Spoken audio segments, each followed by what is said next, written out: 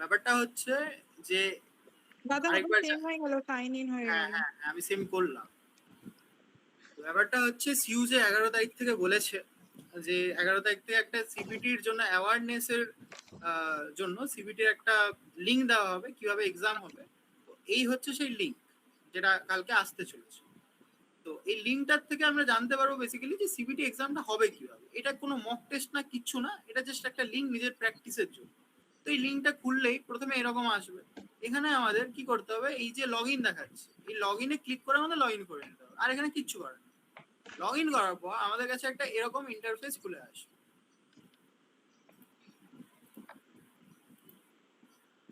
ঠিক আছে। এবার এরকম একটা ইন্টারফেস খুলে আসবে।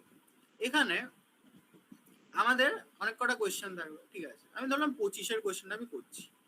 আমরা এখানে সিবিটি মোডটা বুঝবো কিভাবে, লাইক 25-এর কোয়েশ্চেনটা করছি, 25-এর কোয়েশ্চেনটা আমি ভিজিট করেছি, ঠিক আছে। যেগুলো আমি ভিজিট করিনি এখনো পর্যন্ত, এখানে দেখাচ্ছে 91টা কোয়েশ্চেন আমি ভিজিট করিনি। তো যেগুলো ভিজিট করিনি সেগুলো গ্রে বক্স থাকবে, যেগুলো আমি ভিজিট করে নিয়েছি অলরেডি, ঠিক আছে। যেটা আমি এখন আছি সেটা এখন রেড দেখাচ্ছে, কারণ এখন আমি কোনো এক্সাম অ্যান্সার দিই। যে আমি এখানে একটা অ্যান্সার দেব এবং অ্যান্সার দেওয়ার পর সেভ অ্যান্ড নেক্সট করবো, এটা গ্রিন হয়ে যাবে।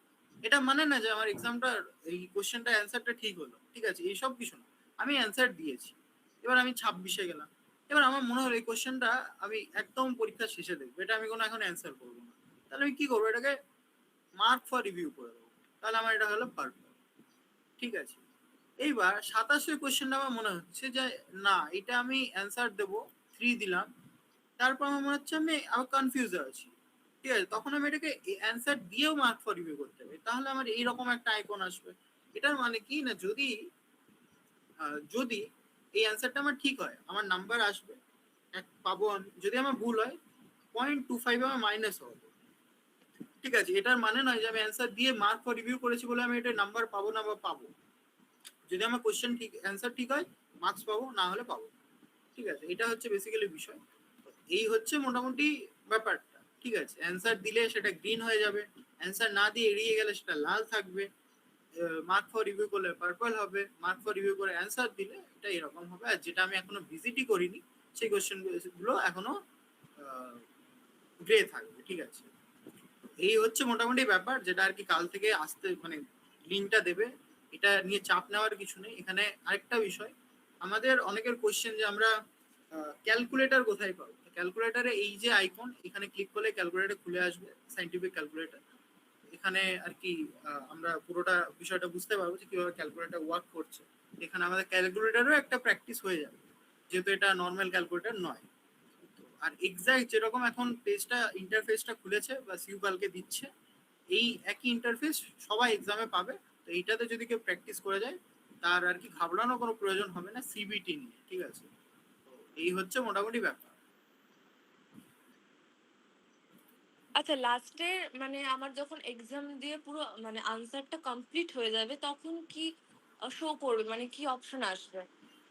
কিছুই আসবে না, আচ্ছা 2 ঘন্টা হয়ে যাবে, অটোমেটিক সাবমিট হয়ে যাবে। দাদা ওই ওরাই জন্য বলবে যে এখানে অটোমেটিক সাবমিট সাবমিটের হবে, কোনো তারপর অপশন সাবমিট করা দেখাচ্ছে না, না? না, অটোমেটিক সাবমিট হয়ে যাবে, ঠিক আছে। সাবমিটের কোনো অপশন দেখাবে না। আর যদি বলে যে না তোমাদের সাবমিট করতে হবে, তাহলে তোমরা নিজেরা সাবমিট করো। বাট টিপিক্যালি ওরা অটোমেটিক অটো সাবমিট করে রাখে, সেটাতে আর কি সবার একসাথে চলে যায়। কারণ নইলে তো সবাইকে মানে আলাদা আলাদা করে বলে সাবমিট করানো পসিবল না। হ্যাঁ, আগের বছর কি একটা হয়েছিল, তারপর মানে ওয়েট করতে হয়েছিল, টাইম হয়ে তারপরে বন্ধ হয়েছিল কিছু একটা হ্যাঁ, কি লিখে বলবো, তারপরে। 2 ঘন্টা যদি টাইম থাকে, হ্যাঁ, আমার যদি 1.5 ঘন্টায় কমপ্লিট হয়ে যায়, আমাকে 0.5 ঘন্টা ওয়েট করতে হবে ওখানে। আচ্ছা আচ্ছা। এটা হচ্ছে ব্যাপার। হ্যাঁ, মানে লাস্ট অব্দি ওয়েট করতে হবে, মানে 2 ঘন্টার মধ্যেই যদি আমি এক্সামটা দিয়ে কমপ্লিট করি তারপরেই বন্ধ হবে। তখন কি এক্স্যাক্ট। একটা ক্লিক করতে বলেছিল, কিছু একটা টাইপ করতে বলেছিল, তারপরে বন্ধ হয়েছিল। বন্ধ হওয়ার পর ওরা বলেছিল যে ফিডব্যাক দিতে, যে আমাদের সিস্টেম কেমন লাগলো সেটা ফিডব্যাক দিতে। একটা ফিডব্যাক ফর্ম ছিল, আর কিছুই না। ও আচ্ছা। ফিডব্যাকে যার যা ইচ্ছে খোলা হাতে লিখে এসো, if you know you know. এই হচ্ছে ব্যাপার।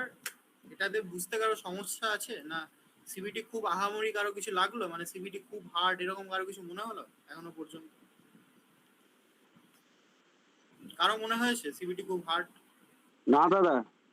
তাহলে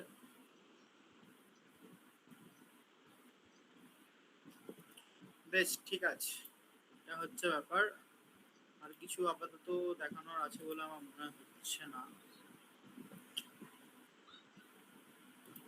আর কিছু কি দেখার আছে? প্রেজেন্ট করে কিছু কি আর দেখানো আছে?